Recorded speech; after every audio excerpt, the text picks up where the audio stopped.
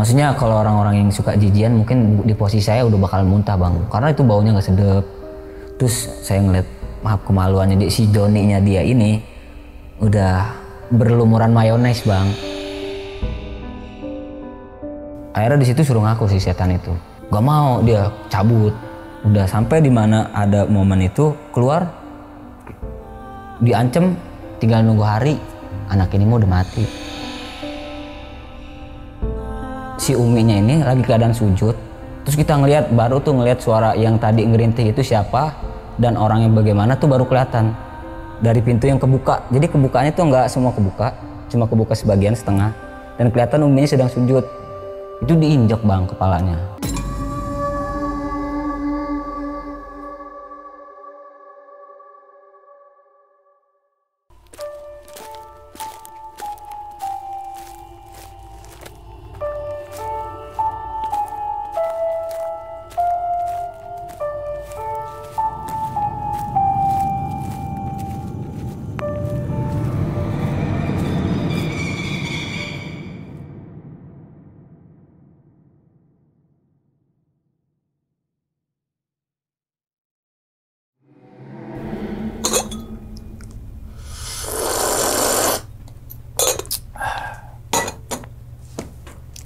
Assalamualaikum warahmatullahi wabarakatuh. Kembali lagi bersama gue Sumar Adi Wijaya atau biasa dipanggil Mang dalam segmen Ngopi Horor. Ya teman-teman semua, pada video kali ini nih atau pada kesempatan kali ini lagi dan lagi gue tidak akan membawakan sebuah cerita dan namun menghadirkan narasumber yang tentunya mempunyai pengalaman mistis ataupun pengalaman horor. Nah di samping gue ini udah ada Bang Fadli. Waduh. Abang, ya. Gimana kabarnya Bang? Alhamdulillah sehat. Sehat Bang ya? Ya. Alhamdulillah. Salam untuk teman-teman dan juga keluarga di rumah nih Bang Fadli ya. Ya. Oke, sebelum Bang Fadli menceritakan pengalaman ini atau kisahnya ke teman-teman Ngopi Horor, kami ngucapin terima kasih banyak nih Bang Fadli kan udah jauh-jauh datang dari Jawa Barat Pak ya. Iya, Jawa Barat. Itu kan Jawa Barat. Benar, gitu kan, jauh-jauh ke beda kota gitu kan. Yang semoga aja nih teman-teman semua di balik pengalamannya Bang Fadli ini teman-teman semua bisa diambil pelajarannya dan juga bisa diambil sisi baiknya gitu ya Bang ya. Betul. Oke Bang, kalau boleh tahu pada video kali ini nih, Abang pengen ceritain kejadian ini saat di mana nih Bang atau kisah apa gitu Bang? Yang saya pengen ceritain tuh dalam sekian ini ya, dulu itu saya sempat membantu orang dalam keadaan bisa dibilang kesurupan lah Pak. Oke. Iya. Itu di kejadian tahun berapa itu? Kejadian kira-kira tahun 2017-an Pak. 2017, berarti sekitar 7 tahun yang lalu gitu ya? Iya, 7 tahun yang lalu. Oke. Kira-kira apa sih penyebab kesurupan itu tuh? Nah, di sini penyebab kesurupannya itu dia bisa dibilang non medis atau biasa kita kenal tabu di kita itu kayak gara-gara mistis gitu. Oh, gara-gara hal-hal yang gaib lah gitu yang enggak terlihat gitu ya? Nggak terlihat. Oke. Mungkin teman-teman Ngopi Horor nih udah pada penasaran nih Bang tentang cerita dari Bang Fadli nih. Dan tahan dulu kali Bang yang cerita Bang ya. Dan tanpa berlama-lama lagi kita langsung masuk aja ke dalam ceritanya. Ngopi Horor segera dimulai. Diminum dulu Bang, silakan Bang kopinya. Beuh. Enakan Bang kopi Bang? Mantep. Mantep banget. Oke, langsung aja kita sikat.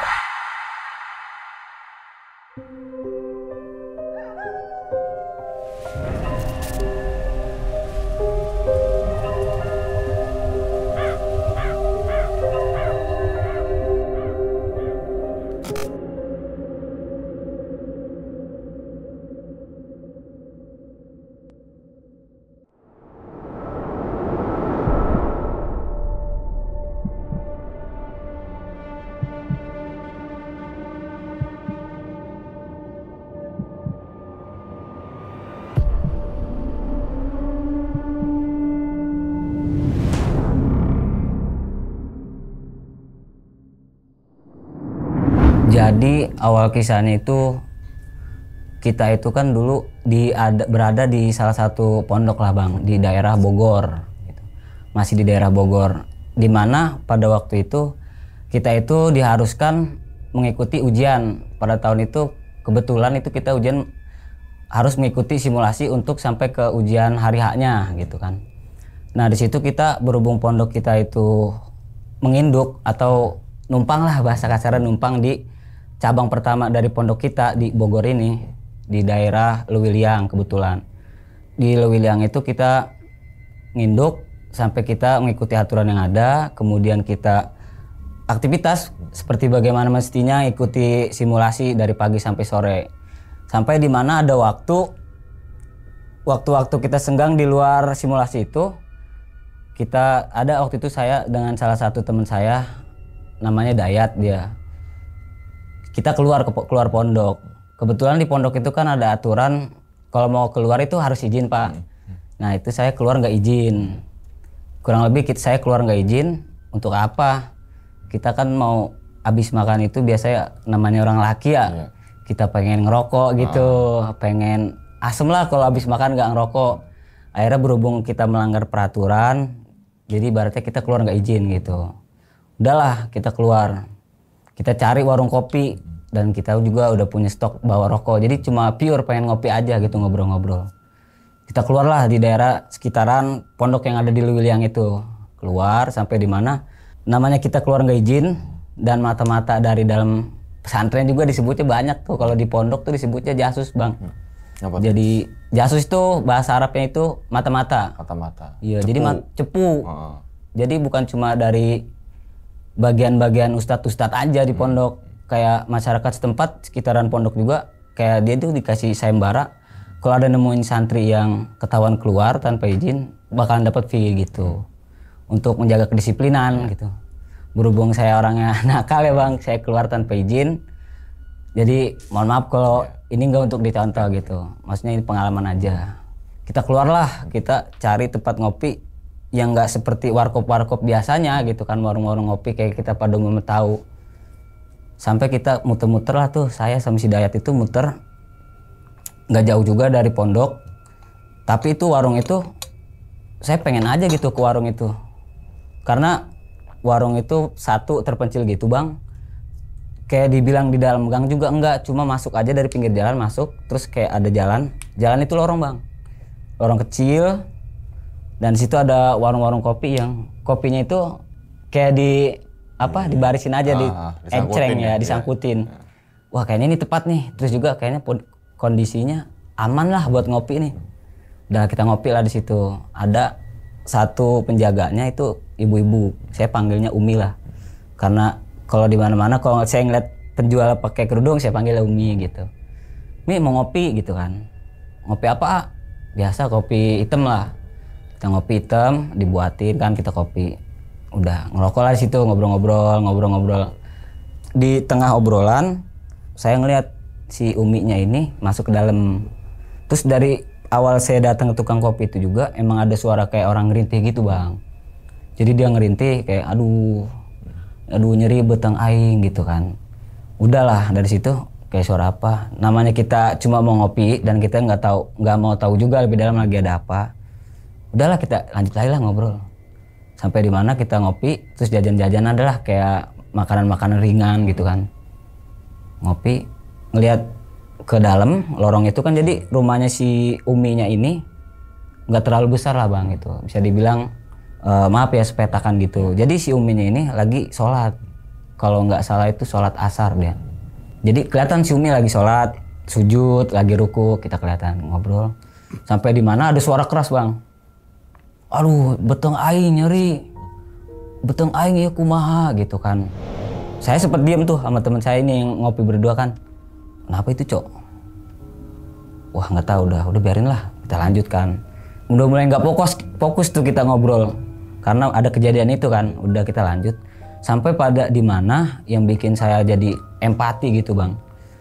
Ngelihat si Uminya ini lagi keadaan sujud. Terus kita baru ngelihat suara yang tadi ngerintih itu siapa dan orang yang bagaimana tuh baru kelihatan dari pintu yang kebuka. Jadi kebukanya tuh nggak semua kebuka, cuma kebuka sebagian setengah. Dan kelihatan Uminya sedang sujud. Itu diinjak, Bang, kepalanya, kepala belakangnya. Terus nangis, Uminya nangis. Saya kan diam aja. Wah, nggak tahu lah. Nggak tahu harus ngapain juga kan, karena kita cuma pure mau ngopi. Udah dari situ lanjut ngopi. Udah mulai nggak nyaman tuh, Bang, ngopi. Wah, apalagi ada masalah apa, kayak nggak enak nih. Sampai nggak lama kita ngopi, masih ngobrol, si Umi itu keluar. Dan saya nggak berani nanya, kenapa, Mi? Karena apa mungkin itu masalah rumah tangga beliau kan, kita nggak tahu juga. Akhirnya si Umi keluar, terus cerita, nangis. Minta tolong gitu katanya.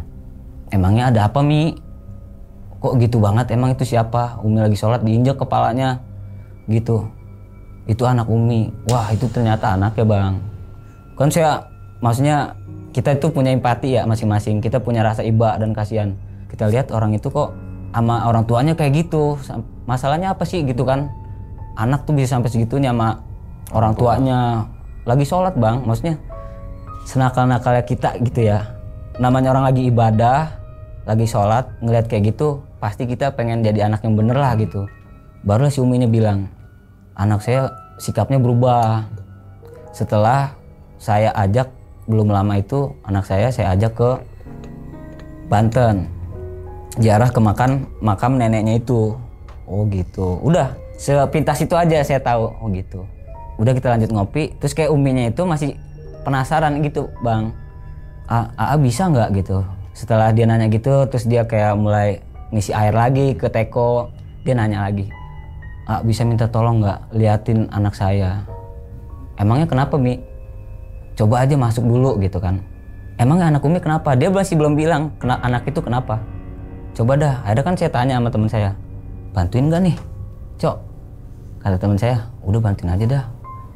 Daripada ntar kita tinggal maknya makin diapain gitu kan kita nggak tahu.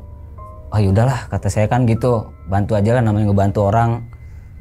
Masuklah saya kan dalam lorong itu. Jadi tempat ngopinya ini kira-kira gambarannya seperti ini. Saya di sini ngopi, ini lorong, terus kemudian pintu bang. Masuk, nah itu pintu itu langsung ada kayak ruang tamu lah, ruang tamu sama tempat tidurnya si anak ini. Ketika saya masuk, baru sampai depan pintu, saya inget banget. Itu saya ngelongok, jadi pas masuk pintu ini, saya ngelongok ke kanan, itu udah kasur dia bang. Dia langsung diri, saya udah ditunjuk, kayak naon sih ada dia. Amun teu daek pae, ayeuna minggat. Kurang lebih bahasa, itu bahasa Sunda ya, kebetulan kan saya bukan orang Sunda asli gitu ya. Saya orang Betawi, tapi saya ngerti lah kata dia, kalau lu nggak mau mati, lu cabut gitu, gak usah ikut campur gitu bang. Saya langsung, waduh baru masuk, saya langsung feeling wah ini kayaknya ada masalah spiritual nih gitu nih, tapi udahlah. Terus dia duduk bang si anak ini, kata Uminya, udah duduk dulu. Gitu. Pas saya masuk ke dalam, terus saya duduk sama teman saya ini, kemana Cok? Ini saya bilang bisik-bisik. Ini kayaknya bukan dia dah, saya sempat bilang gitu. Kayaknya ini mah katanya kan gitu. Terus gak lama dari situ Uminya ibaratnya ngasih intermezzo lah. Jadi gini. Jadi Uminya ketika saya masuk, baru Uminya ngasih tahu permasalahannya bang. Jadi belum lama yang tadi Umi bilang, Umi kan sempat ziarah sebelum kejadian ini, sebelum anak ini begini. Umi ziarah ke Banten. Jadi anak ini sempat kencing gitu. Ketika dalam perjalanan pulang setelah ziarah ke rumah neneknya gitu, ke makam neneknya, dia kencing di sembarang tempat katanya gitu. Nah nggak lama dari situ, ini udah ada 1 bulan 2 bulanan lah kata Uminya gitu. Dia ini bermasalah kencingnya. Terus ini didemin aja Mi kata saya gitu. Ya mau gimana lagi Ustadz maksudnya Ustadz di lingkungan sekitar si beliau ini, si Umi ini udah ke situ bang. Katanya dari cerita si Uminya, si Ustadz ini ketika lagi batin yasin, kepalanya ditabok sama si anak ini, ditendang, terus dipukul. Jadi yang bikin Ustadz itu, yaudah minumin air gitu. Tapi anak ini tetap sakit-sakitan terus bang, gak ketemu solusinya gitu. Saya langsung diam kan, waduh, apa yang harus saya buat nih? Akhirnya si Umi, kenapa Umi manggil saya kata dia gitu. Kenapa Umi minta tolong sama A? Karena di situ posisinya saya pakai baju koko, pakai peci, pakai sarung, terus saya kebetulan pakai sorban juga imamah ya kan, sama saya kalungin tasbih nih di sini gitu.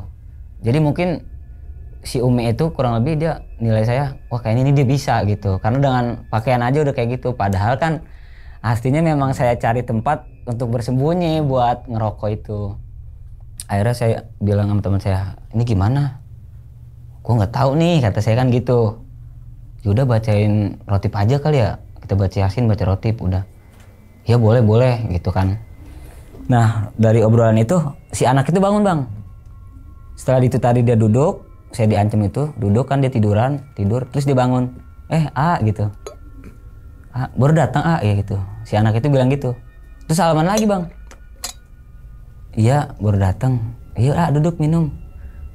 Saya mikir kok tadi awal masuk tadi gue kayak diancem. Pas lagi kayak gini kok dia beda lagi bahaya jadi ramah gitu. Saya makin tambah yakin kalau ini anak kena gangguan mental di dunia lain gitu bang. Spiritual kurang lebih kesurupan lah dia.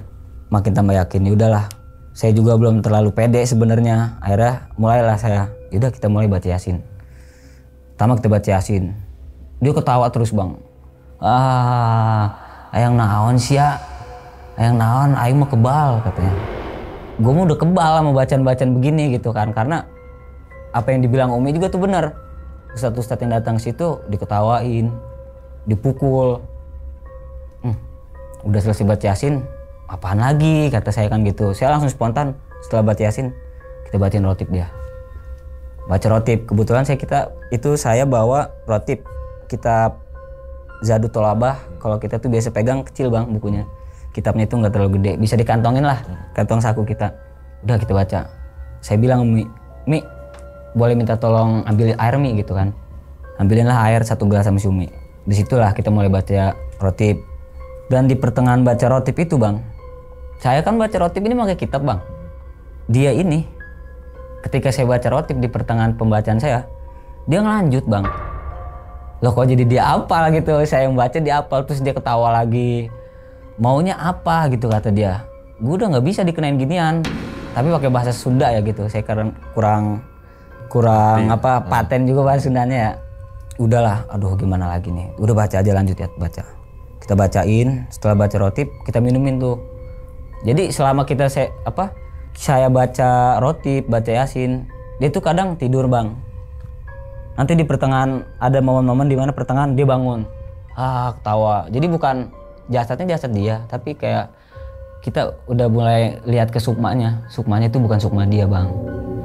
Dia bangun, ngomongnya nggak ngelantur, terus udah mulai brutal, ngelemparin kita pakai bantal. Yang dimana maaf ya, jadi satu ruangan dengan ruangan kecil yang itu bang, karena dia punya penyakit yang dialami dari hal goib itu nggak bisa kencing kan ya, bukan nggak bisa kencing sih sebenarnya.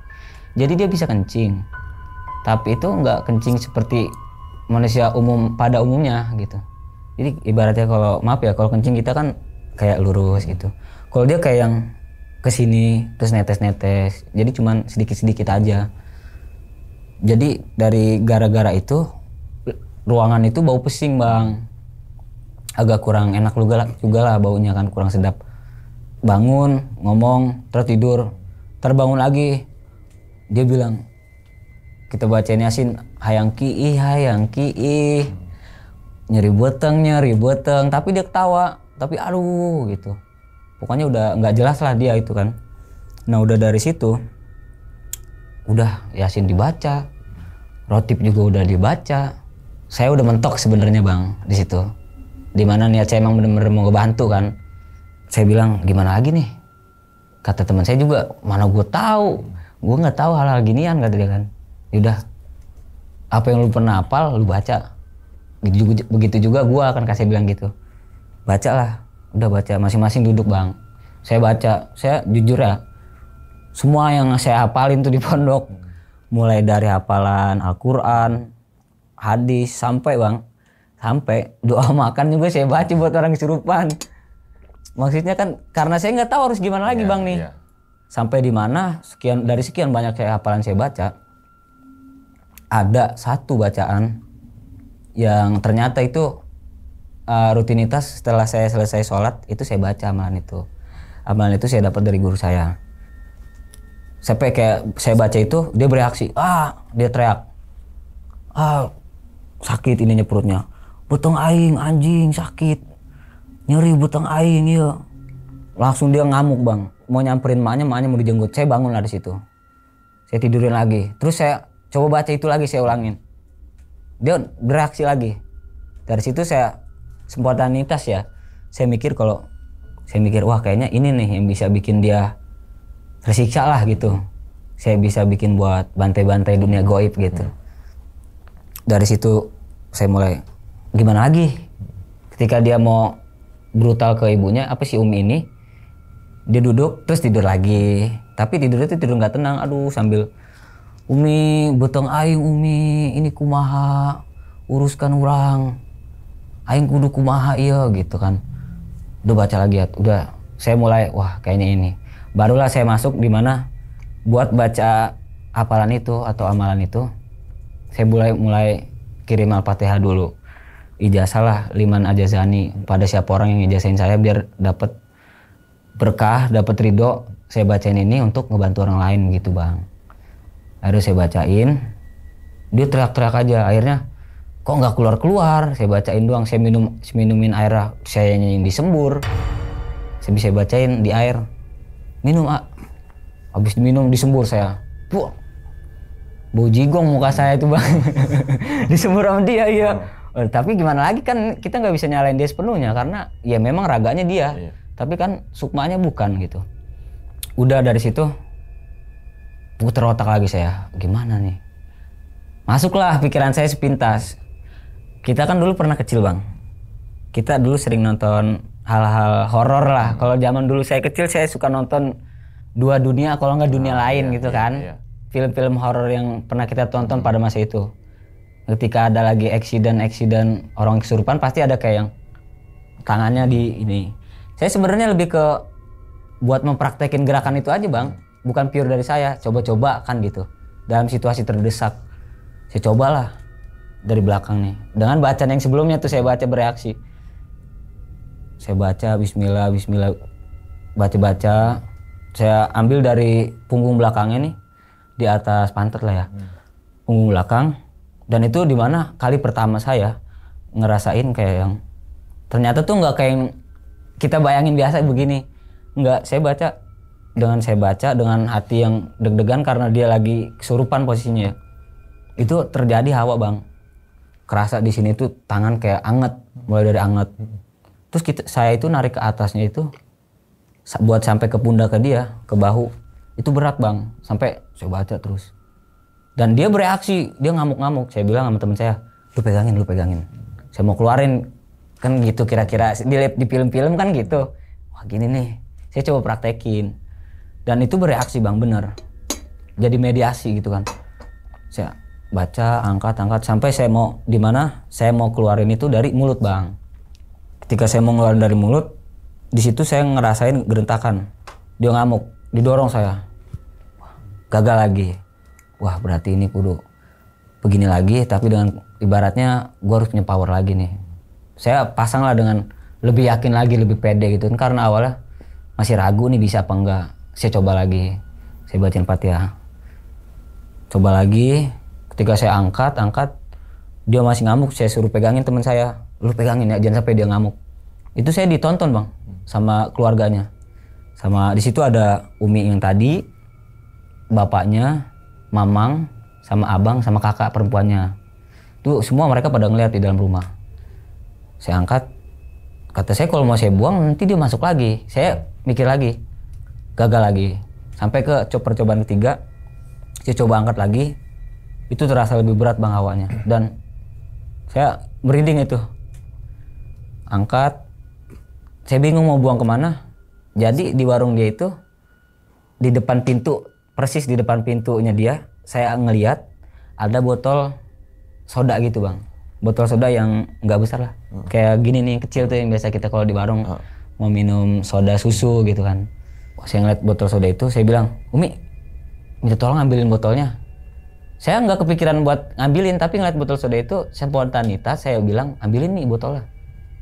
Diambilin sama dia, saya buka langsung. Pegangin ya, kata saya begitu sama teman saya. Ya.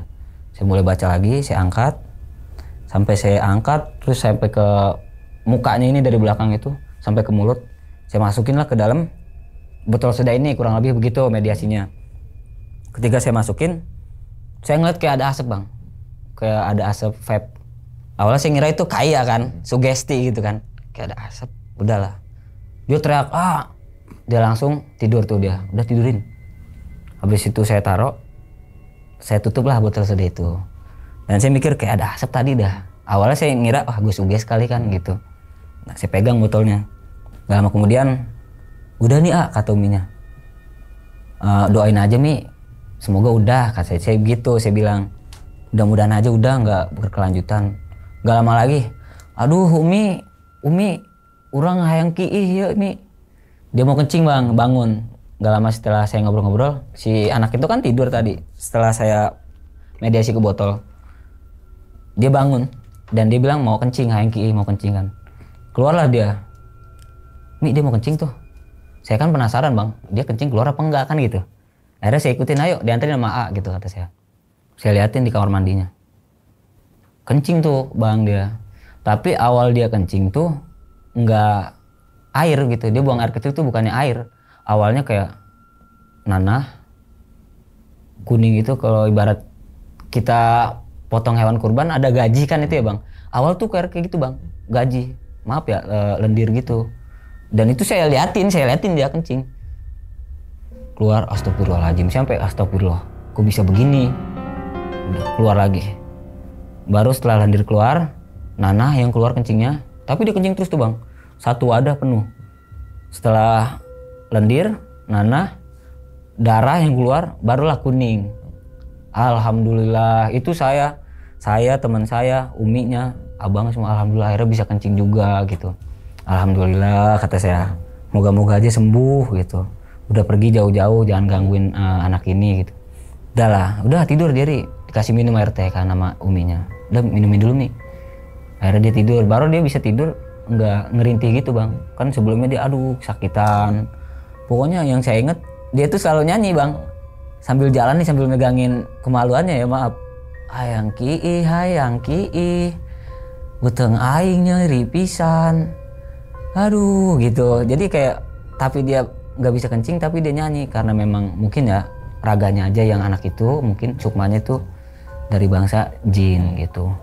Dari situ udah selesai dia tidur. Saya sempat break bang. Dia beli somai. Si mamangnya itu saya inget langsung beli somai. Makan dulu gitu kan. Itu kurang lebih habis maghrib, entah habis maghrib habis isya, dari habis asar kan itu kejadian itu. Lama juga bang. Kita makan, ngobrol-ngobrol. Barulah di situ si Umi itu ceritain kronologinya, full kronologi bang. Mulai dari dia berangkat ziarah sampai dia balik ziarah. Itu dia benar-benar nahan kencing yang nggak bisa ditahan bang. Kalau bahasa saya sih dibilangnya itu kebeletengan lah. Beletengan kencing dia. Akhirnya dia kencing di sembarang tempat. Dan di mana tempat itu adalah pohon besar bang. Dia kencing, dah selepas pulang dari situ mulailah kejadian-kejadian aneh. Mulai dia nggak bisa kencing. Jadi ternyata si Umi bilang dia udah sempat bawa ke dokter dari 1 bulan yang lalu. Cuma ketika dia cek medis, yang dilihat apa sih itu bang, kalau di dalaman itu kelihatan gitu. Ronsen ya. Di ronsen itu dia normal bang. Pada bulan itu ya dia normal. Dan ketika di rumah sakit dia bisa kencing bang. Ketika dilihatin dokter. Makanya kenapa si Umi ini sempat manggil Ustadz setelah dia periksa. Si Umi itu percaya, yakin wah ini kayaknya ada gangguan goib di situ. Dari situlah si Umi itu udah bingung, nggak tahu lagi, setiap dibawa ke dokter tapi dia bisa kencing. Jadi dia nggak masuk ke medis penyakit dia. Oh gitu ceritanya, diceritain kronologinya. Udah berapa hari nih? Udah lebih dari 1 bulan gue bisa kencing dia. Iya, percaya saya kalau dia bilang 1 bulan. Karena ketika saya lihat dia kencing itu yang awal keluar itu bukannya cairan bang. Mulai yang tadi saya bilang itu kayak gaji gitu, kayak lendir, nanah, darah, baru air yang kuning itu. Udahlah, ya mudah-mudahan aja Mi, saya bilang kan gitu, mudah-mudahan aja ini dia bisa kencing seterusnya. Gitu kan, siapa juga yang nggak mau ngelihat. Saya coba yakinin si Umi ini, anak itu bakal baik-baik aja bang gitu. Saya sampai bilang, Mi, nggak ada setan yang bisa matiin manusia Mi. Kita balik lagi ke hakikatnya Tuhan yang Maha Pencipta kan ya, Allah itu menciptakan manusia dan yang akan mencabut nyawa itu Allah juga. Jadi nggak ada Mi setan yang bisa matiin manusia gitu kan. Bener gitu iya Mi, saya yakin, saya bilang gitu. Udah makan terus ngerokok, saya dibeliin rokok tuh bang. Dimana saya ngerokok aja susah ya, beli kopi aja joinan 1 gelas berdua. Saya dibeliin rokok tuh arang 1 bungkus. Gak seneng lah, namanya kita belum dijenguk waktu itu. Dibeliin rokok, saya sambil bisa ngerokok kan, ada aja rezekinya kan, saya begitu. Parah lu lagi begini, ya nggak apa-apa, moga-moga baik aja gitu. Dari situ nggak lama cerita lagi, Si mamangnya awalnya nanya, kok tadi bisa di dalam botolnya itu ada asapnya? Lah, barulah saya, oh ternyata lu ngeliat juga kan gitu, dalam hati saya gini. Terus juga uminya bilang, iya tadi ada asapnya di dalam botol itu. Terus teman saya bilang, emang ada asapnya Tok tadi? Dia bilang kan manggil saya Kotok ya, saya dipanggilnya Kotok gitu karena penglihatan saya yang agak kurang bagus juga, makanya dipanggilnya Kotok. Gue kira gue suges doang nih, dalam hati saya gue kira gue suges doang kalau di sini tuh tadi ada asapnya pas saya mediasi ke botol. Ternyata semua yang ada di ruangan itu ngelihat Bang, di dalam botol itu ada asapnya, maksudnya ada reaksi lain lah. Sekejap gitu asapnya itu hilang. Udah Mi, kata saya, ini udah saya pegang yang ada di dalam ini. Dari obrolan-obrolan yang melebar lah kemana-mana, asal dari mana udah saling tanya jawab gitu. Di pertengahan obrolan itu dia bangun lagi Bang, dengan ya raga yang sama dan sukma yang berbeda. Tapi kali ini bukan, awalnya itu kan suara kayak serak-serak basah, terus kayak orang kakek-kakek gitu. Nah kali ini masuk kuntilanak Bang. Jadi kuntilanak itu nangis-nangis. Aduh, dalam hati saya, tadi udah selesai nih, kenapa masuk lagi, kata saya kan gitu. Gue udah bingung nih gimana lagi, ini siapa, kok bisa ada lagi gitu. Dia masuk lagi, nangis. Tulungan katanya.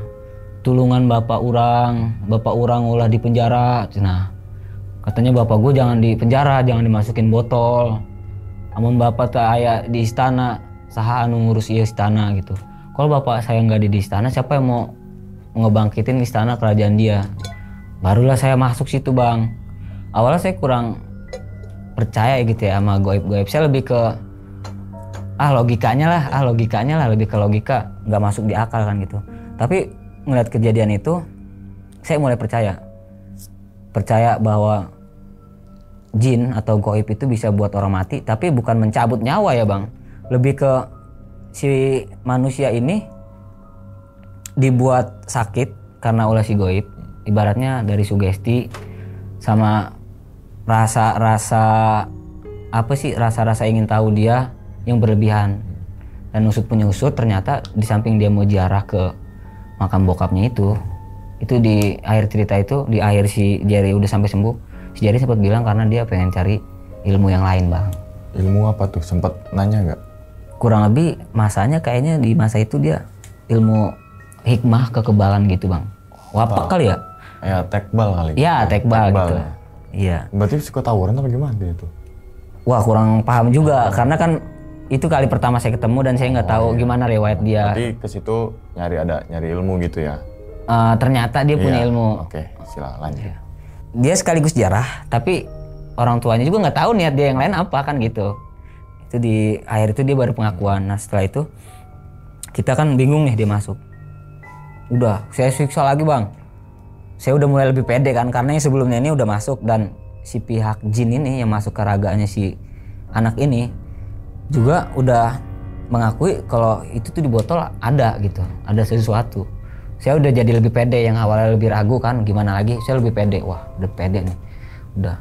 Saya udah mulai berani ngancem setan itulah. Saya udah mulai berani ngancem. Lu kalau nggak mau gue masukin juga ke botol, lu keluar dari sini. Nggak bisa. Kalau lu ngancem dia nggak dikeluarin, satu istana bakal masuk ke raga dia. Gitu Bang dia bilang. Dia ngancem balik. Saya keluarin paksa. Saya masukin lagi ke botol, saya tutup lagi dengan botol yang berbeda ya. Udah dari situ tidur lagi, nggak lama masuk lagi Bang. Apa yang dia bilang ini si setan sebelumnya, yang dia bilang kalau lu mau ngancem gue masukin gue lagi, penjarain gue lagi, satu istana bakal masuk ke raga dia gitu. Ketika saya coba satu nih, saya cabut yang kuntilanak itu, masuk lagi Bang, anak kecil. Nah setelah udah dimasukin ke botol itu, udah saya bingung Bang. Wah gue kayaknya nggak bisa nih kalau ini sendiri, karena emang udah lebih pede dengan bacaan yang sebelumnya. Tapi kan ini kita ketemu rival yang lain nih, dia ibaratnya dia bawa pasukan lah, ibaratnya dia bawa base-base-nya dia. Wah kayaknya gue harus balik dulu nih. Saya coba buat keluarin itu anak itu dulu kan. Saya dengan bacaan yang sebelumnya dan saya tambah-tambah lagi bacaan yang lain sambil saya cari lagi kan. Keluar udah. Ini waktu juga udah malam kata saya gitu. Saya izin sebenarnya nggak sampai jam segini. Kebetulan saya jujur aja saya keluar ini kabur gitu, tanpa izin lah bahasa halusnya gitu kan, keluar tanpa izin. Udah dari situ, yaudah, insya Allah besok saya kesini lagi saya ajak teman-teman saya yang lebih peka terhadap hal-hal goib kayak gini gitu kan. Kebetulan teman-teman saya juga mereka paham dan mereka ada basic di dunia goib itu bang. Udahlah, keluar saya balik ke pondok. Sampai di pondok saya bilang sama teman-teman saya, "Weh Cok, dari mana lu?" "Gua habis ngopi. Tapi gua ada ini nih, gua ada masalah," kata saya gitu. "Masalah apa?" "Coba udah panggil awalnya saya manggil si Idrus. Saya bilang, "Coba panggil dah teman saya, salah satu teman saya juga ya, Farhan Sururi. Kalau saya di pondok biasa manggil Kimcil." Iya, Kimcil. Jadi ada panggilan-panggilan gitu. Nah mungkin Bang Umang manggilnya siapa, kalau saya manggil Kimcil gitu kan. "Cil, gue tadi ada ini nih, ada orang yang lagi ada masalah, dia butuh bantuan Cil sama gue." "Ngapa emang?" "Jadi gue ngopi, yang punya warung kopi itu anaknya kesurupan Cil. Gue udah sempet ngeluarin nih bocah. Udah ngeluarin yang ada di dalam ini bocah, gue masukin botol ini Cil. Lah itu kan udah. Tapi ini masuk lagi, katanya gue diancam nih satu istana dia. Mau masuk situ gimana? Gue kurang pede," kata saya gitu kan. "Udah kumpulin aja yang lain. Terus panggil si Holid." Jadi ada teman kita juga namanya Holid dan dia juga peka dan paham sama hal-hal goib bang. Udah, akhirnya sempet rapat lah kita di situ. Kurang lebih kita 4 serangkai proyek dunia goib lah gitu. Nah dari situ Kimcil bilang, "Besok kita balik lagi."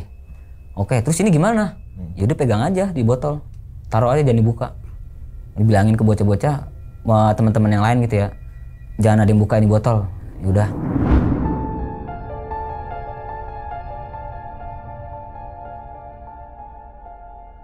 Masuklah ke hari esok, kita berangkatlah berempat.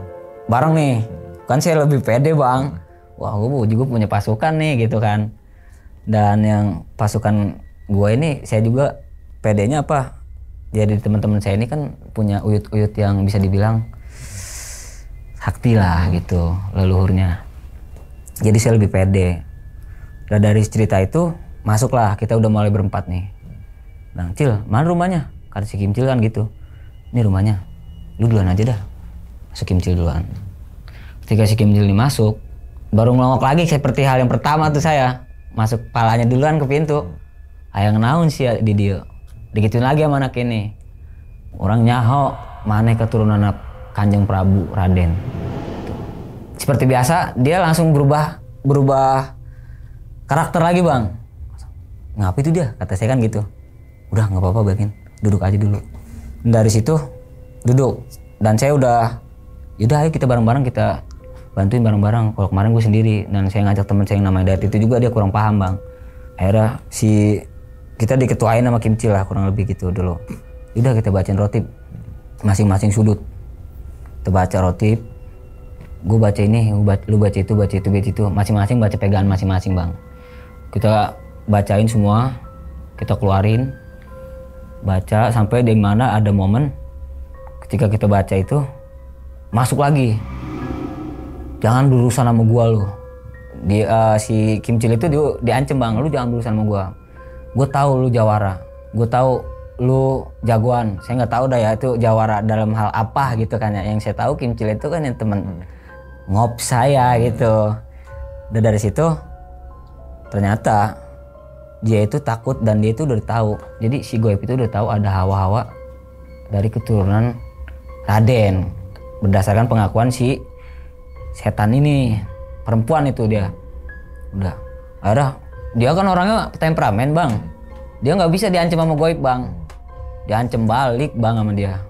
Itu kesiannya jasadnya si anak ini udah di tangan keleknya ini, ketek itu ditojos-tojos bang sampai sakitan yang gitu. "Aduh kelek aing anjing," gitu kan. Udah Cil anak orang. "Enggak, ini masih ada di sini." Udah kan. Akhirnya nangis dia. "Udah ampun jangan dipaksa lagi." Udah. Akhirnya di situ suruh ngaku si setan itu. Gak mau, dia cabut. Udah sampai di mana ada momen itu keluar, diancem, tinggal nunggu hari. Anak ini mau udah mati. Diancem gitu dan dia cabut setan itu. Dia tidur lagi nih si raganya ini. Kita kalau cerita ini ibaratnya gimana ya bang? Kayak lintas alam gitu bang kita cerita. Jadi buat yang percaya dan yang pernah ngalamin ini pasti masuklah alurnya gitu kan. Udah, ini gimana Cil? Ini bocah udah. Jangan takut. Saya dibikin pede lagi karena terus teman saya si Idris juga bilang, gue udah bilang sama Uyut gue, kita bantu. Karena dia ada rencana dia ngancem terus bang, anak ini mau dibikin mati. Dia pegangan kita berempat cuma satu, tetap nggak ada yang bisa nyabut nyawa manusia kecuali Tuhan. Gitu. Kita pede itu. Bagaimanapun syariatnya, niat kita untuk nolong orang, kita tolong. Yaudah gas lagi, gas lah sama kita. Masuk lagi, kita apa sih disebutnya? Kalau kita rapat tuh kompromi, tawar menawar lah. Kalau lu mau anak ini kembali, lu balikin bapak gue yang ada di botol. Gitulah, ibaratnya kita negosiasi lah, negosiasi antara dunia gaib sama dunia nyata. Itu kali pertama bang dalam hidup saya ngalamin spiritual dunia gaib kayak gitu. Karena kita disitulah blundernya kita bang, dengan kepolosan kita ya bareng-bareng berempat itu mah kita percaya bang negosiasi itu. Yaudah buka botol ini di tempat dimana dia kencing bang, dibuka tuh botol ya kan, dengan dia minta syarat segala berbagai macam syarat itu kita penuhin. Contohnya kayak ketika lu bawa si botol ini ke dalam tempatnya dia kencing ini nih, pohon itu lu bawa kembang 7 rupa. Dia minta kembang 7 rupa, dia minta kopi panas, kemudian dia minta susu dingin, rokok kretek, sama telur ayam kampung. Pizza? Enggak, Pizza enggak, malah saya pengen bawain dia ramen one sebenarnya bang. Ramen yay. Iya ramen yay. Nah dari situ, oke siap. Ya kan kita polos, karena kita negosiasi. Tanpa disadari kita itu lagi dimainin nih sebenarnya sama dia. Udah ya, gimana Cil? Terus, Mbak, yaudah kita bawa aja pulangin. Kita cuma bisa berharap semoga dia beneran menepati janjinya kan. Kan karena tipu daya setan mah nggak ada yang tahu. Ternyata itu dia cuma lagi nipu kita gitu. Udahlah kita turutin bang, dibelanjain semua sama abang itu, mamangnya. Itu berlanjut, dia langsung belanja ke pasar. Malam itu juga kita berangkatlah kita. Itu sekian dari awal-awal kita mediasi itu sampai malam kan itu, sampai larut malam kita bawain kembang itu. Sama dupa kita dibeliin sih sama mamangnya, cuma kita yang mediasiin gitu. Dupa dibeli, udah berangkat, ayo kita berangkat. Akhirnya uminya yang ditinggalin di rumah sendiri itu malam itu. Berangkatlah kita berempat, saya berempat sama si abangnya sama mamangnya itu. Berangkat bang, itu di jalan yang arah mau ke Banten itu, kira-kira di Cipaku, Jasinga Cipaku lah bang. Jalan, kalau kita pernah lewat situ emang gelap banget itu tempat. Iya, Jasinga. Sampai kita berhenti di mana, Mang? Waktu itu si Jerry kencingnya di sini, Kita lihat emang itu pohonnya bener-bener gede bang, di pinggir jalan. Dan kalau yang pernah lewat jalur itu ya pasti tahu jalanan itu kayak ada jembatan kecil. Di samping jembatan kecil itu ada pohon gede. Pohonnya itu nggak bisa kita peluk dah. Oh di sini, ya udah. Wah, merinding saya nih. Gimana Cil nih? Gue nggak tahu nih. Kita negosiasi kan cuma bawa ini. Maksudnya ritualnya kurang lebih ritualnya gimana gitu. Ada udah biarin gue yang ngurus. Lu bantu bacain ini, itulah dengan bacaan yang dia bilang gitu kan. Ini mamangnya, yaudah nggak apa-apa tungguin di depan. Akhirnya si Parancur ini yang saya panggil Kimcil itu, lu yang buka lah sama dia. Dupa dibakar, kembang ditabur, kopi dibuka, rokok dibakar. Udah kita baca semua. Masing-masing kita holwat bang. Sila di bawah pohon itu. Cuman posisi paling depan itu tetap si Parancur ini. Sampai ada bahwa nggak kurang lebih setengah jam lah. Kedengar dia, wow gitu kan. Sebenarnya nyata si Kimcil ini muntah-muntah bang. Kenapa? Mah apa asam lambung dia. Dia udah Yonan sering gitu. Iya, kayak dia makannya nggak teratur, terus ketemunya kopi terus ya. Kopi terus tambah seblak mungkin dia ya seblak kayak level berapa gitu. Dari situ bocah ngapa kata saya. Udah dari situ saya kan ibaratnya di kondisi yang gelap, malam juga udah larut. Ntar aja lah nanyanya kan gitu. Kayaknya nggak cocok juga kalau ditanya di tempat gitu kan. Saya cuman yaudah cabut kita baliklah kita ke rumahnya nih. Alhamdulillah di sepanjang perjalanan kan saya dibonceng sama si Mamang nih. Parancur ini dibonceng sama abangnya. Terus teman saya yang dua itu si Holid sama si Idrus ini berdua ngobrol nih. Udah kali ayah mudah-mudahan Jerry udah ya saya sih doanya gitu, Mang, semoga biar udahlah nggak ada urusan goib lagi. Udah alhamdulillah pokoknya udah kita turutin. Udah. Sampailah kita ke rumahnya nih Bang. Begitu nyampe di rumah, kita belum buka pintu, dibukain pintu sama si Jerry. Lebok sih ku aing ditepus ya gitu katanya Bang. Isi aki-aki yang pertama saya masukin ke botol, dia masuk lagi Bang. Enak lo gue elek kata dia. Mau aja lo gue tipu, saya digituin Bang. Waduh, ini soalnya biangnya ini saya lepas lagi Bang. Aduh gimana lagi, nambah lagi masalah. Ternyata negosiasi itu saya dihianati sama setan Bang, kayak gitu kurang lebih. Wah bukan mantan doang yang berkhianat, ternyata setan juga kan gitu. Iya. Udahlah dari situ kita putar otak lagi nih. Berempat. Gimana Cil? Gimana Drus? Gimana Mbak? Yaudah kita mulai baca ini itulah, kita berempat lah ya Bang ya, dengan bacaan yang kita semua sering amalin gitu sama teman-teman. Lu ngadep ke sono, ibaratnya ngadep ke utara, ke selatan, timur barat, selatan ke utara dah pokoknya gitu ya kita baca. Terus saya imbau juga sama Umi, Mamang, kakak tetehnya dia, bapaknya. Bacain ini ya Qul huwallahu ahad al-ikhlas gitu Bang. Baca sebanyak-banyak ya selama kita prosesi ritual ini gitu. Udah kita baca tuh Bang di ruangan yang sedemikian sempitnya itu. Sampai di mana pertengahan pembacaan itu si anak ini bereaksi. Butong aing. Apa sih? Maaf ya. Kemaluannya dia disebut lah. Kemaluan apa? Kemaluannya dia. Apa emang? Aduh. Totot. Johnny Bang. Iya. Aduh Johnny aing ya. Bisa dipisah ledat gitu dah. Apa tuh? Kayak dicobek-cobek gitu Bang. Kayak cobek-cobek. Aduh itu gimana tuh? Gini nih kayak diiris-iris. Kayak diiris gitu ya. Terus si Uminya ini nggak tega. Saya bilang Umi diam. Kata Kimcil juga. Udah Mi tenang. Ini dia lagi ibaratnya dia lagi ngedrama lah Bang. Itu si setan itu juga pintar ngedrama dia. Udah baca terus sampai di mana ada momen di dalam bacaan itu, aduh anjir merinding aing. Itu pertama kali saya ngerasain yang kayak saya tonton itu di dalam ruangan. Itu pintu kebuka sendiri Bang. Pintu itu kebuka. Jadi pintu dia itu kan gini, bukanya bukan pintu yang satu ini, pintu dua. Itu kebuka Bang. Biar terus angin masuk. Bau kemenyan masuk. Wah anjir. Sampai cerita saya juga merinding. Tapi itu pertama kali dan itu pengalaman pertama saya di dunia gaib itu. Waduh. Saya tengok-tengokan berempat. Lanjut. Udahlah lanjut. Nggak lama dari momen itu si anak ini bangun lagi. Masuk si Aki ini. Dia ngancem Bang. Tinggal nunggu waktu. Anak ini mah udah nggak bisa balik lagi ke raganya Bang.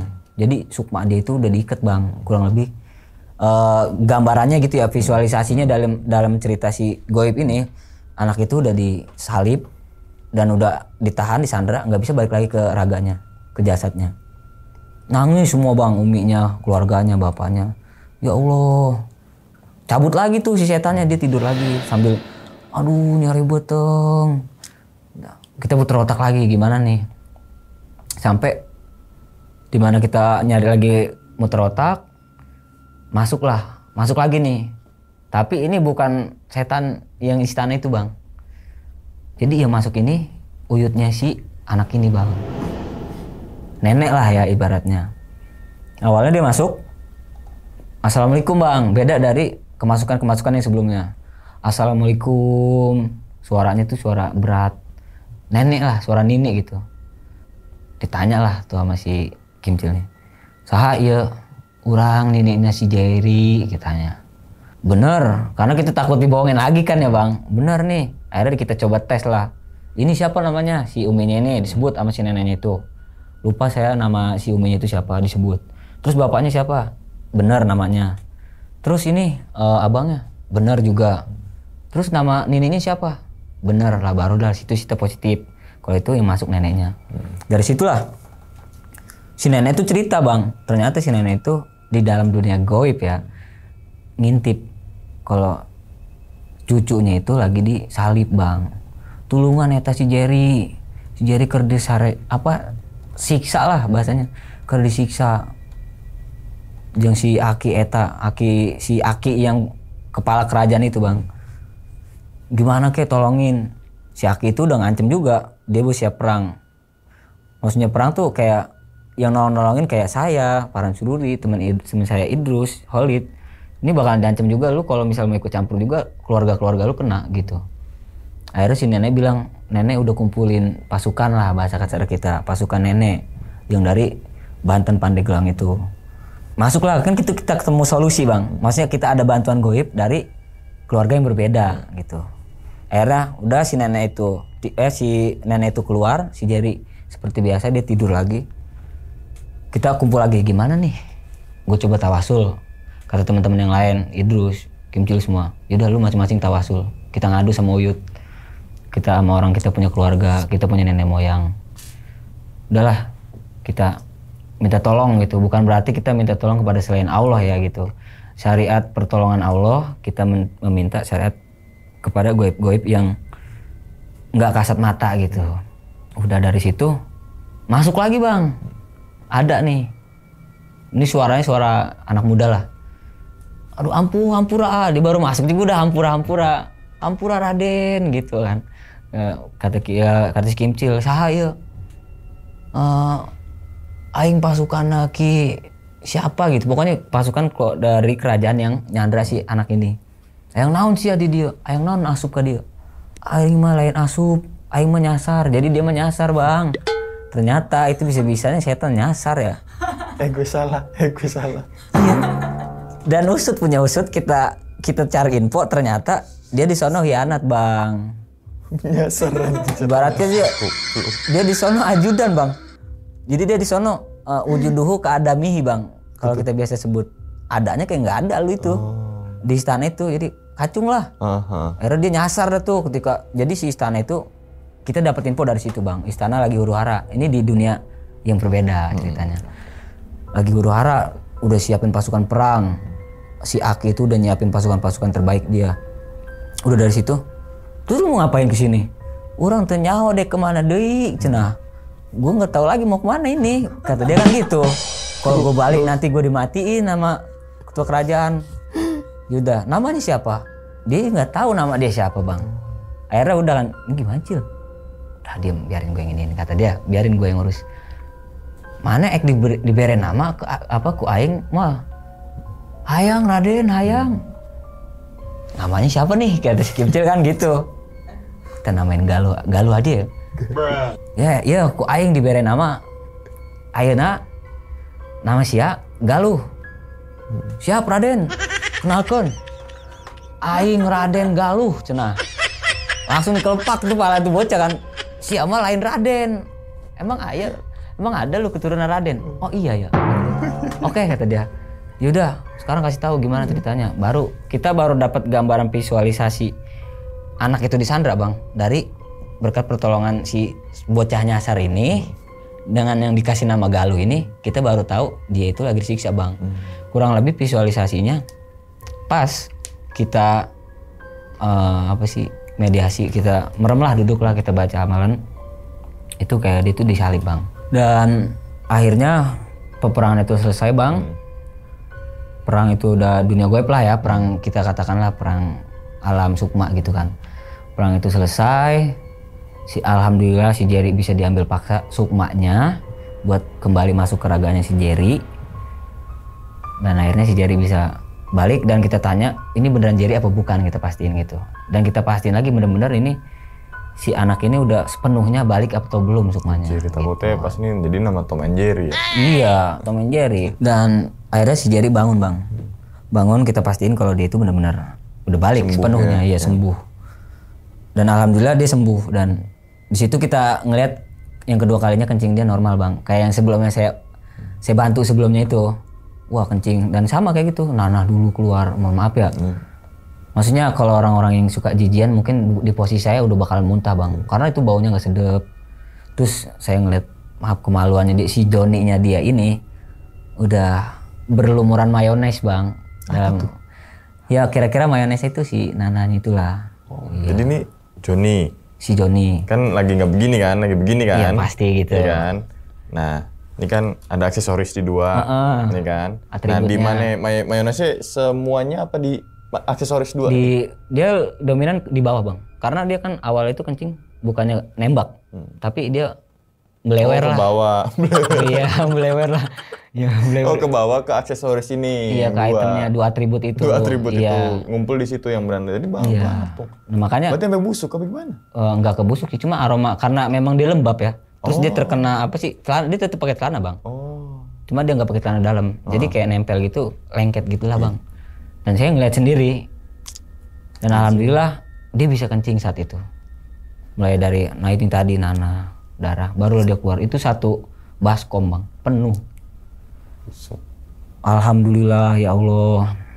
Semoga ini sembuh gitu kan. Akhirnya udahlah, singkat cerita itu ini kita cuma bisa bantu kayak gini gitu.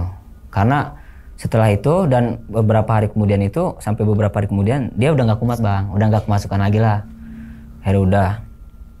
Terus dia bilang, makasih ya, kata dia gitu. Jangan makasih sama kita Mi, kita mah cuman bantu, tetap Allah yang bantu kan gitu. Semuanya atas kehendak Allah. Syariat juga kita cuma baca syariat apa yang kita pelajarin gitu. Dapat rokok lagi. Wah, fee lah itu. Udah fee. Jadi dapat hitungannya itu proyek rezeki, proyek goib disebutnya. Proyek goib. Nah, dari situ udah. Nah, saya udah lost kontak bang, karena kita kebetulan itu di pondok tanpa HP. Ya. Jadi yang punya nomor itu Paran Seruri lah yang punya Kimcil. Dia sering kabaran. Itu dia tanpa HP, megang HP. Ya berarti kita bisa ambil kutipan bahwa anak ini nyatet di buku. Mencatat. Iya, baru setelah keluar. Iya, entah di luar atau gimana kurang tahu juga dah itu.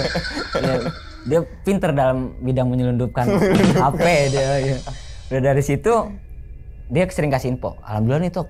Jadi kayak di pub gitu bang. Udah main layangan bang anaknya. Pub apaan? Pub dia udah berkegiatan bang. Oh, lagian pub doang. Pub kegiatan dia lah. Okay. Udah main layangan dia. 3 hari setelah itu dia udah main layangan. Tapi memang berhubung karena memang udah masuk medis ya bang. Jadi udah jadi batu kristal di sini. Disebutnya kencing batu ya. Kencing batu. Karena memang terlalu lama juga bang itu. Jadi udah terlanjur jadi kencing batu. Mau nggak mau si anak itu harus dioperasi. Ke medis ya tuhnya. Jadi larilah dari peristiwa goib ke medis. Oke, diminum dulu, Bang Fadli silakan. Gue minum juga deh. Wah, habis ternyata guys. Saking enaknya kopinya, ya kan? Ya kan, enak kan? Boleh teriak gak bang? Boleh, tapi jangan yang bener Anye. Oh iya. Iya, lo mah mancing-mancing gua nih dia nih. Oke, itu pengalaman dari Bang Fadli ketika saat itu mondok ya? Iya. Nah, gue pengen nanya ke mondoknya dulu sih, karena gue nggak mondok gitu kan. Apa semua santri bisa bukan ngobatin jatuhnya, apa Mel? Mempelajari hal-hal seperti itu gitu. Karena kan gue nggak tahu sama sekali nih tentang apa sih yang dipelajari sama santri gitu. Kalau agama ya pasti gitu kan. Tapi apakah santri ketika belajar agama terus dia otodidak, nyoba terus kemudian bisa gitu? Apa gimana? Apa semua pukul rata santri bisa? Apa memang enggak gitu loh? Kalau dari jawaban saya dan pengalaman saya ya bang ya. Kebetulan kan saya pondoknya basicnya modern bang. Boarding school lah. Iya, tapi kita mempelajari kitab. Kita mempelajari Al-Quran. Dan ada beberapa pondok juga itu kan yang biasa tabu kita tahu, pondok itu terbagi 2. Apa tuh? Ada pondok modern, kemudian ada pondok salafiyah. Salafiyah apa tuh? Jadi kalau pondok salafiyah itu ada yang mereka memang pure. Mereka itu cuma belajar agama dan mereka nggak sekolah. Yang kayak IPA, IPS nggak dipelajarin. Enggak. Tapi kalau pondok modern agamanya IPA, IPS dipelajarin. Iya, seimbang lah dia. Nah, dan rata-rata pondok modern itu nggak ada bang pelajaran itu. Dalam ilmu-ilmu goib, katakanlah. Kan kalau masyarakat pada umumnya, lu keluar pondok lu udah pasti bisa tahlil. Iya. Orang kesurupan, terus orang ada tumbal proyek, lu bisa garap tuh proyek. Kan gitu. Iya kan? Masuk sih jokes. Enggak, masuk sih. balik lagi kan kayak semisalnya abang nih sekolah. Kejuruannya STM. STM kan otomotif ya bang? Iya. AC gue rusak nih, kan lu jurusan STM otomotif. Maksudnya otomotif apa dulu, mesin apa dulu gitu kan. Sama lah kayak pondok. Oh berarti kayak gue dulu SMA IPA. Wah IPA Mel gini juga Mel.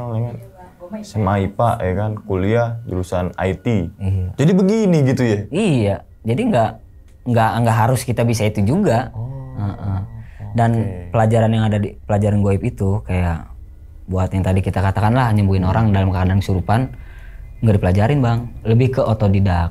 Oh, otodidak atau mungkin ada garis-garis apa gitu ya?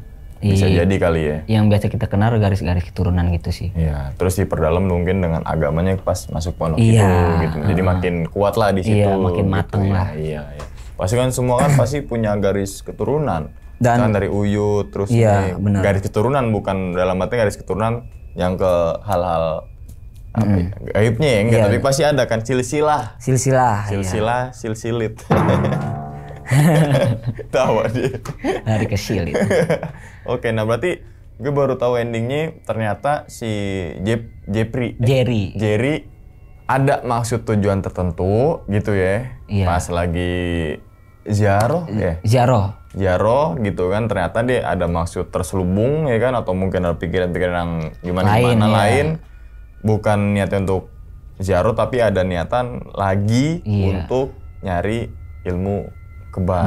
Ya. Atau bahasa anak tawuran tuh tekbal. Tektok. Wapak. TikTok. Ya, apalagi tuh. Iya tekbal. Kotok. Iya. Oke. Nah, tekbal. Dia tuh berarti apa ya? Bukan umurnya. Masih sekolah apa gimana? Dia itu masih sekolah, Bang. Oh, mungkin SMA dia. Kalau cocokologinya kalau orang nyari tekbal pasti arahnya menjurusnya ke sana sih. Peruntukannya pasti itu. Ke sana sih untuk jaga-jaga diri mungkin biar ketika dikena tawuran, kena air keras ya kan, woles ya kan. Yang kayak di rilis IG sekarang itu kan. Gitu kan dipecut pakai buntut pari, nggak mempan gitu kan. Dulu banget tuh buntut pari ya. Tahu gue. Iya. Kan pelaku juga nggak bercanda itu. Berarti ada maksud dan tujuan ya si Jerry ini. Nah, terus kemudian ternyata dengan segala proses pertamanya dari lo dulu, terus kemudian manggil bantuan. Ternyata setannya manggil bantuan juga lagi nih gitu kan. Lo bawa masa, gue bawa masa lebih banyak nih, satu istana lo. Itu juga punya aliansi kan gitu. Iya. Serikat setan nih kan. Gue bawa 2 peleton nih gitu kan. Nah, ternyata disitulah terjadilah apa namanya, kalau gue denger dari cerita lo kayak raga sukmanya udah misah nih. Iya kan? Raganya ada tapi keisinya bukan dianya sendiri. Iya, betul. Sukmanya yang nyangkut di kerajaan dia. Berarti dia kayak bukan disalib sih, apa namanya? Pasum. Bukan pasum, apa sih kalau yang di rajam. Yang digandul-gandulin gitu tuh. Ya ditawan lah. Pokoknya itulah ya. Pokoknya di sini dah. Nah, gue lupa bahasanya itu kok. Pokoknya dia lagi disiksa. Iya. Gara-gara ngencingin dan ada maksud tujuan lain. Iya. Dan disiksanya itu visualisasinya, maaf ya, si Johnny-nya ini kurang lebih dia diikat, Bang. Pakai kabel tis apa gimana? Ya. Tali rapia atau pokoknya karet? Kawat yang kalau kayak kita itu gelasan, tau? Kalau kita main layangan, Bang. Ih, tajam dong itu. Nah, kurang lebih kayak gitu. Diikat. Itu ini dari kan awalnya kan gak medis, dibawa ke dokter nggak ada apa-apa. Tiba-tiba medis. Di goibnya diikat pakai tali, yang mana tali itu kawat dan dia tajam. Itulah yang menyebabkan dia itu nggak bisa kencing. Apa mampet? Gue ngebayangin sih. Misalkan gue biar teman-teman biar kita berimajinasi bareng gitu kan, biar nggak cuma berdua doang gitu kan, ngajak nih Johnny. Iya. Ya kan? Ini lagi biasa aja, bener dong. Benar. Johnny, tadi atribut 2 tuh. Kan? Kayak gelasan terus ya, ikat mati gitu. Iya gitu. Nggak kasih pita gitu. Apaan tuh? Tapi ada ke arah logikanya juga sih. Masalah dia kencing sembarangan sebenarnya logika juga sih untuk kita terapin di kehidupan kehidupan nyatanya gitu kan. Bahwasanya kita emang nggak boleh kencing sembarangan kan gitu kan. Iya. Itu menunjukkan juga ya karena memang kita hidup ini di 2 alam gitu. Jadi memang ada kehidupan lain. Ada 2 alam. Iya.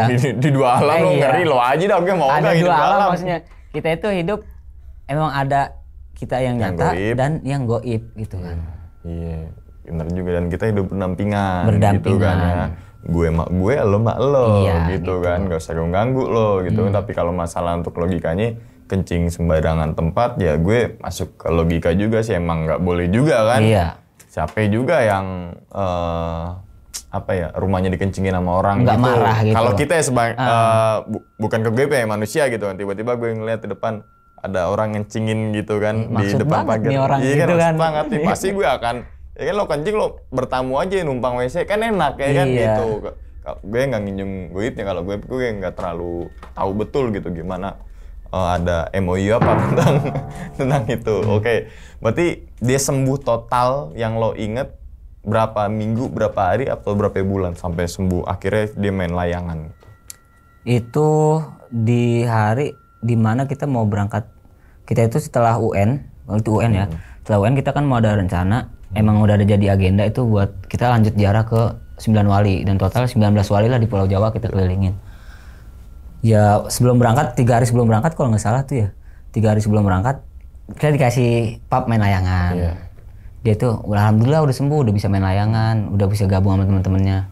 Alhamdulillah kalau kayak gitu, tapi emang dia harus dioperasi jadi dia tetap operasi. Dia main layangan itu setelah operasi.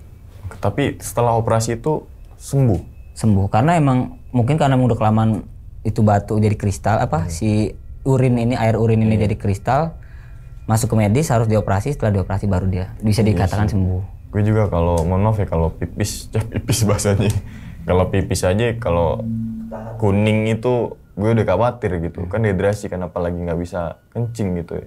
Jadi teringat sama almarhum kakek gue juga sih, sama sih dia dioperasi gara-gara nggak bisa kencing itu. Iya, nah kencing juga nggak boleh tuh. Bahkan gue kalau misalkan lagi macet-macetan jalan, gue sediain di mobil tuh selalu ada botol kosong tuh. Wah. Iya benar. Gue kencing di mobil, bodo amat, mobil gue kotor bodo amat ya kan, daripada gue tahan penyakit kan gitu bahasanya gitu kan. Emang jadi gue ngebuka nih. Tapi itu emang jujur, gue kalau masalah kesehatan oke lah, ayo kita hidup sehat gitu kan. Walaupun ya rokok ngopi juga sih. Tapi kan harus barengin juga sama pola makannya gitu kan. Oke, sebelum ditutup nih, lo punya pesan atau mungkin apa sih isi kesimpulan atau mungkin hikmahnya nih untuk teman-teman semua yang lagi nonton nih, Bang Fadli nih? Kalau menurut gue ya, pesan-pesannya pertama itu ketika kita mau niat menolong orang gitu Bang, kita jangan lihat gue bisa nggak yang nolongin dia, tapi kita coba aja dulu. Walaupun gagal, lebih baik kita gagal karena mencoba ketimbang kita gagal nggak pernah mencoba Bang. Wih, keren. Fadli 2024. 17 Agustus. 17 Agustus iya. Nah, dari situ, iya, karena kayak gitu. Kedua, kita memang hidup berdampingan dengan alam goib.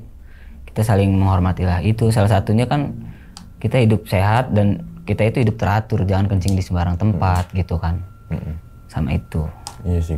Kalau ada yang minta pertolongan, kita bantu sebisa kita, walaupun itu memang hasilnya nggak memuaskan gitu ya.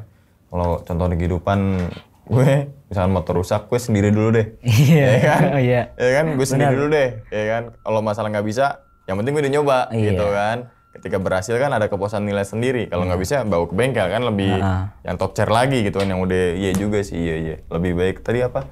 Lebih baik kita gagal karena mencoba ketimbang kita gagal nggak mencoba sama sekali. Nanti bagi link kata-kata itu ya. Oke. Sekali lagi gue ucapin makasih banyak ya ke Bang Fadli dan juga rekannya itu ya. Iya. Yang jauh-jauh dari Jawa Barat ke daerah Magelang. Gokil juga sih ini Magelang. Jawa Barat ke Magelang. Jawa Barat Jateng. Import ya Bang? Iya, gokil. Naik buruk parkir rumah tadi. Oke. Dan ingat ya teman-teman semua, cerita dari Bang Fadli ini bukan untuk nakut-nakutin nih teman-teman semua ketika menjalani sebuah kehidupan. Terus jangan sampai kita terjerumus dalam hal-hal yang memang musyrik, syirik, dan lain sebagainya gitu kan. Tapi ambillah sisi positifnya dan buang sisi buruknya. Sekian dulu pada video kali ini dan nantikan video-video gue berikutnya. Hal gaib itu muncul ketika sugesti kita buruk. Wassalamualaikum warahmatullahi wabarakatuh. Selamat beristirahat. Bang, thank you banget nih. Alhamdulillah. Bungkus.